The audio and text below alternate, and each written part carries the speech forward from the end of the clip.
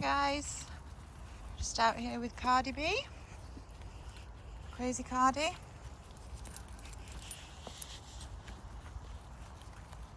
So the rain has stopped. I've had to put her on a lead because the only thing Cardi wants to do is go down the orchard and eat apples, even though they're all disappearing now. She believes that that's a lie.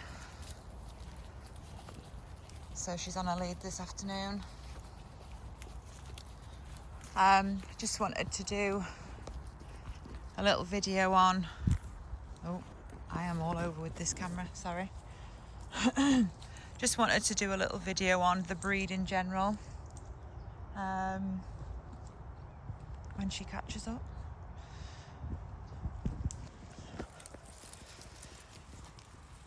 I see loads of YouTube videos about the breed, and it kind of don't really give you an idea of what it's like to actually live with one. We'll do some videos, and we have got some videos already online with these guys in the house with us. Obviously all of ours live inside, apart from the 2 rescue boys. But I wanted to do one so that people can get an idea of whether or not this is the right breed for them. Paddy, wait. And they get the lead from under your arm, you donut. So yeah, that's what I wanted to do today's video about. So many times you hear that this isn't a breed for everyone, and it is true, because they're very quirky and they're not like other breeds. A lot of the Mastiff breeds are the same. They definitely have their own mind, which means that they need a patient owner, but also I find that they're normally suited to people that have got a similar personality type. I certainly would be a Bullmastiff if I was a dog, there's no doubt about it. I do what I want, and these do the same. Come on, Cardi B. So, if you are wanting a super obedient dog that's going to listen to your every word and do exactly as you say, these dogs will frustrate the hell out of you. But it's also really endearing when they're like that. It's hilarious. They're hilarious on the whole. They've got very funny characters. Obviously they've got bulldog in them, so that bulldog character does come through. But in general, they are pretty lazy. These aren't dogs that want to go out for super long walks every day, mile after mile. They'll do it. They will do it if they're fit enough, if you keep them fit enough. But it's not really their favourite thing to do. They do like to lay around and be lazy. They like to be cuddled, and then when I say cuddled, it means laying on top of you, sitting on you, laying on you, in your face, everything, all the attention on them. That's generally their personality. You don't need a home that's huge. People have this misconception that you've got to have a big house to have a big dog. I would say that if you had breeds that were a bit more highly strung, a dog like a Rottweiler or a Cane Corso, probably you would need a bigger house because they're a lot more active at home. But these guys, you would spend most of your time stepping over them rather than them jumping around and being daft. Obviously in the early stages when they're puppies, they're still puppies and they behave like puppies. But by the time they hit 18 months to 2 years, they are horizontal most of the time. And it's a huge misconception that people have. Just going to do a big poo for Grandad, for his mower. It's a huge misconception that people have with big dogs, is that they need a huge house to keep all these, these big dogs in, and it's just not true when they're lazy, when they're a lazy breed. They're quite happy. If you had, I would never rehome a dog to a flat, because I do think a dog should be able to have access to a garden. But if you'd got a ground floor flat with a garden, there'd be no issue with keeping a Bullmastiff in that environment. Although in the UK, flats aren't a thing really. Apartments, flats, it's not really. Most people live in houses. But they would live in that environment and be comfortable, and you'd still be comfortable. They don't need, acres and acres of land to run around on. In general, they're really good with children because they've got the high pain threshold. They're very tolerant of kids, although, no child should ever be pulling at or ragging at dogs, but kids do that. And they're generally very tolerant of it. You will get the odd one that won't take to children. We've got one at home, Pia. She's always, from being small, had an issue with little children. They're just not for her. And she does try and avoid. But on the occasion where a child has actually come up to her and kind of got in her face, she has let out a little grumble.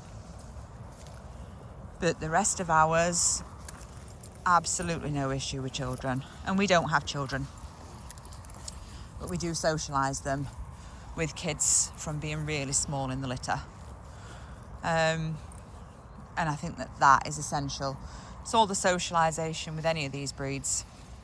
Whatever they're used to, they're going to be okay with it forever. Paddy, just watch that, because I don't know what that was in the grass. It wasn't just grass. So if you keep them around other dogs and they don't have any bad experiences with other dogs, and everything's all beautiful and fluffy and no one ever challenges your Bullmastiff, they're going to get along with other dogs just fine. The issue seems to come in when they have a bad experience, or a dog's got terrible body language, or they come in, another dog comes in all guns blazing. It's gonna make your Bullmastiff feel on edge and feel protective, especially of you. And that's where the issues can start, because once they've had that bad experience, that's it forever. They never forget an experience. They just don't. Years ago, my first Bullmastiff, Toby, we were out on a walk down where we always used to walk. We never saw any loose dogs or anything down there. And one day we were out with our old boxer sacks as well, and this greyhound came out of nowhere and just started attacking him, and it got no owner with it. And thankfully, the boxer fought the dog off. He literally jumped on this poor dog's back and then chased the dog off. But forever, Toby was 11 when he died. If he ever laid eyes on a greyhound, didn't have to be the same colour, but he knew the breed, anything that was kind of greyhound looking, forever he would have started a fight with that dog. And he was the most placid, laid back dog. He was fine with all other breeds, but that breed, and that happened, he must have been about 8 months old, 9 months old. He was only a baby.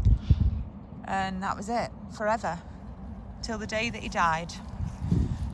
Because I love greyhounds, I love old greyhounds. I'd love to rescue an old racing greyhound. I think they're such lovely dogs, but I could never do it with Toby because he would never have allowed it. And those bad experiences, look at her, she wants to go to the orchard. Those bad experiences last forever with them. And it's something that is a quirk of the breed.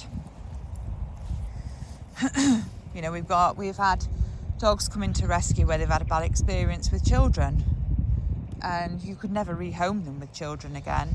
It's just forever with them. Some have had bad experiences with men. Some have had, there's a house being built just over the side of the nursery. Some of these dogs have had bad experiences with men and things like that, and it just shapes the way that they think the rest of the time that they're with us. And it's very different to other breeds. Other breeds just don't hold a grudge, but these guys hold a grudge. And that's one of the big quirks with them. One of the other quirks, of course, is their absolute immense stubbornness. This one in particular, old Cardi, you don't get much more stubborn than Cardi. It sometimes is literally a regime to get her to do something. We have a plan because she always thinks she can outsmart us, and you can see the look on her face when she's trying to do that. But I'm 20 years into this breed now, and I know all the tricks. I know exactly what they're going to do to try and get me to run rings round them, and it just doesn't happen anymore. I think Pete learnt that when Pete and I first got together, and we had our first Bullmastiff together, Queen Bee. I think he learnt very quickly that if you let them run rings around you, that's it forever. And she was very much like that. And he had to learn very quickly that you just cannot let them get away with anything at all, because that stubbornness kicks in and they think they're the boss. They think they rule the world, and it's all on their terms, which of course it isn't. It's on our terms. In terms of having them out and about on the street, I know Pete's touched on that and did a video on that with how people react to them. Of course, that's something to consider when you're looking at the breed. Is people's reaction to them. It's not all the time. You get the odd person that is just a bit ignorant, but you get used to that as well. And you can't really forget as well what this breed was originally bred for, because they've been an actual breed now for 150 years. Prior to that, I'm sure it was many hundreds of years before that, but the kennel clubs accepted them as a breed. I think it's 100 years actually with the kennel club. I think it was last year. But yes, 1925 they became registered with the kennel club. Sorry, that's my mistake. And then prior to that will have been a good maybe 20 or 30 years of just breeding Bullmastiffs, not doing outcrossers, none of that. But of course, what they were originally bred for was for the gamekeepers. And you still see it in them to this day, the way that they patrol perimeters. It's lovely to see, because it's obviously something that was bred into them such a long time ago, but it still stays even to this day. So the whole point of the breed was to be out on patrol at night with the gamekeepers. And obviously back then, estates had game. They obviously had a lot of money, and poachers would come out and try and steal birds for food, probably. Steal birds, steal different livestock. And Bullmastiffs weren't there to protect those as such, because they've definitely got prey drive, and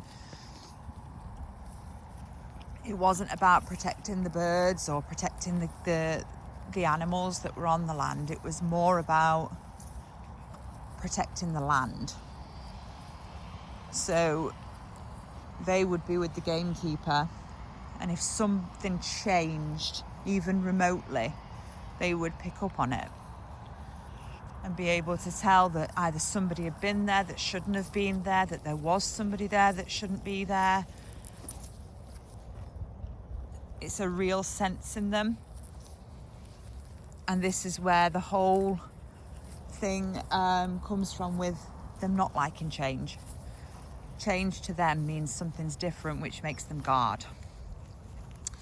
And what they would do is, if they noticed something different, or if they saw a poacher, they were supposed to chase them and knock them to the ground and pin them until the gamekeeper could catch up, or the police arrived, whichever came first. Sorry, my finger is over that. And that was the whole purpose of the breed for many, many, many years. They were supposed to be intimidating. They shouldn't bark. They should stand their ground, be super brave, and be absolutely nails, but also really fast and speedy and agile. Sometimes it wasn't just chasing the poachers, sometimes it was chasing the poachers' dogs off, which is where the dog aggression can sometimes come out in them, especially on their own property or the perimeter. So if you've got a Bullmastiff and you've got a fence on your garden and there's dogs behind that fence, until it becomes normal, it's different, and it becomes something that they need to guard against. If you've got a property with a fence that has got, I don't know, the steel bars on it, and they can see through that, and there's people that walk past with their dogs every day, your life would be hell, because they would guard that fence all the time.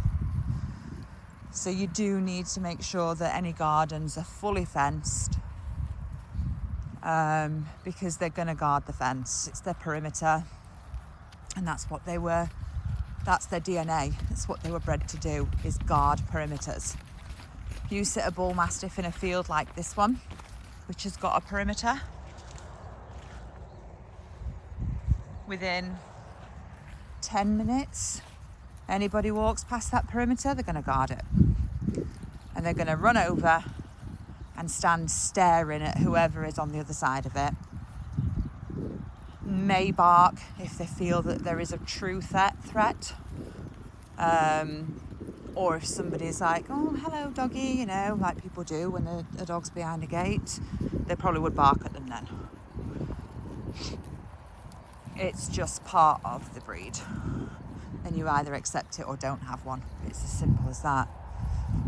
But I can guarantee you this, you never ever will have to worry about being broken into with a breed like this, because they will make you believe they'll make you believe that they're as friendly as anything, because they are. But I guarantee you, the second, see, she's starting now because she's just seen something on the lane. The second that, come on, Cardi B, it's a bird, it's a pheasant. The second that somebody comes in through your front door that isn't invited, they will not let anybody pass that door. They're going to stand and block and stop whoever it is, even if they're, you know, a friend. They're not going to just allow them in. They're going to wait for you to tell them you're okay, they can come in, and then they'll let them in. And that's life living with a Bullmastiff. You've always got to be 10 steps ahead of them, always, and think, people laugh at me when I say you have to think like a Bullmastiff, but you do. You've got to think, and I think that's why people with the same personality traits as these really understand them more, because they understand how they think. In terms of having them out and about, as I explained, people will react, but then as time goes on, people get used to it, and you'll find that everybody wants to come and say hello, and that's great for the breed especially. As long as they're socialised, you keep them around as many strange people as possible. Let people come and stroke them if you want them to. Never, ever, ever encourage a Bullmastiff to guard. They don't need encouraging by any stretch of the imagination. You will end up with an aggressive dog if you encourage the guarding. Let it be what it is. Correct it when it gets too much. If it gets too much, normally it doesn't. But you do have the odd one where they do need a bit more correction. A dog like Cardi, for instance.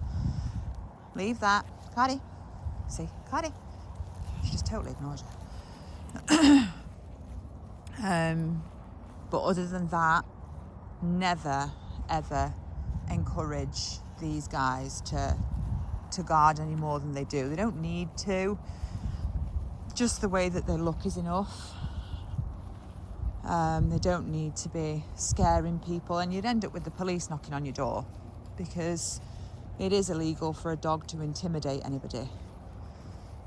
And we're super lucky with this breed that, and this is going to sound very stereotypical, but we're really lucky that this breed hasn't got into the wrong hands. And when I say the wrong hands, I'm talking about some of the breeds that, have been destroyed by getting into the wrong hands. The Cane Corsos, the XL Bullies. We're really lucky that the breeders that are in this breed are super devoted to making sure that they don't get in the wrong hands. They're not, you don't see them up on, without being obviously trying to offend anybody, but you don't see this breed walking around with gangs of lads or, young lads. Even the Malinois ending up like that now. But you just don't see that with this breed. They are a family dog, and all of us, I think, are dedicated to making sure that it remains a family dog, either, through litters that people are having, or also just the rescue dogs. We're very, very careful about where they're homed, because in the wrong hands, this is a breed that could cause damage. But we are super lucky that they do just tend to be family dogs, pets for people. So that's a little bit of an overview of living with a Bullmastiff. Your house will always be covered in drool, because as soon as they've had a drink, I guarantee you they'll walk straight over and shake the head right on your lap. They don't drool tons. It's normally food. Food is normally what will make them drooly, but because they've got super tight chops, so they should have super tight chops, you don't tend to see the drool as much. And some of ours have not got as tighter mouths, so they drool a little bit more. Like Hardy's dad, Nipsey, he definitely is a drooler. But on the whole, then they drool when you've got food or if they've had a drink. So always keep that cloth handy at the side of the water bowl, ready to wipe their mouths as soon as they've had a drink. They're not really chewers. I don't think we've really had any chewers since our fawn puppies, our Pier and Mace that came over from Croatia. They love chewing, but none of the others have been real chewers. Obviously they're hyper as puppies, they're daft, and they do get hurt easily, so you do have to be super careful to make sure when they're young that they don't get hurt. No roughhousing, because it's very easy for them to get hurt and injured, especially when they're, 40 kilos, but still in their brains, and rightly so, only 5 months old. It's a lot of weight to be acting like a lunatic. So you do have to keep a close eye, lots of time out when they get over the top. And then once they hit that age of the terrible twos, when they start to push every boundary, you come onto the other side of it, which is the perfect dog side of it. Well, for some people, not for everybody. And then you get lazy, and they get lazier and lazier and lazier. They never ever seem to, as every day passes, they just seem to get lazier. And by the time they're old, well, Pier and Mace, they're almost 9 now, and getting them to go for a walk is just, they'll get up and go, but they get so far and they're like, yeah, I'm done. I just want to go home.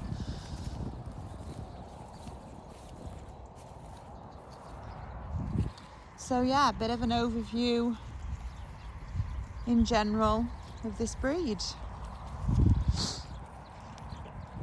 and why they're so awesome, but also why they can't get in the wrong hands.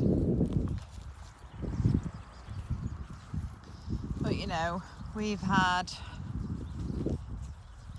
20 Bullmastiffs now, and I don't even know how many we've fostered through rescue. I couldn't even count. It'd be impossible to count, I think. And I just can't even imagine life without them. I love the challenges that they bring, but I also just love how loyal they are. I love how cuddly they are. The girls tend to be daddy's girls, and the boys tend to be mummy's boys. So that works for us, although we've got a lot more girls than we have boys now.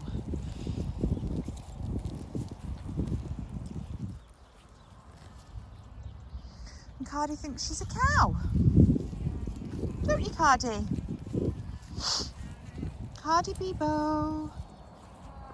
Cardi's Fox's sister, by the way. We will do a Meet the Cardi video at some point. She's a character, that's for sure.